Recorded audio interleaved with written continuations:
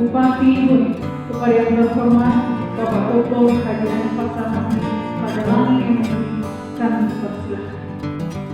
Yang sangat-sangat fantastis sekali.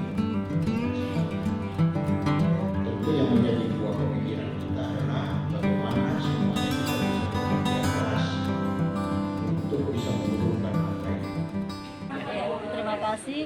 Ini perlu saya laporkan bahwa jumlah stunting yang ada di Bone itu sebanyak 34,1%, dan dia itu berada di urutan keempat dari setelah Jeneponto, Maros, dan Takalar.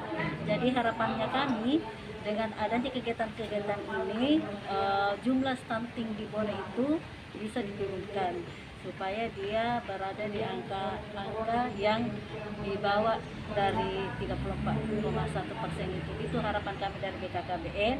Dengan kegiatan ini minta dukungan dan dari mitra-mitra terkait dalam program yang mendukung kegiatan-kegiatan stunting yang ada di Kabupaten Bone.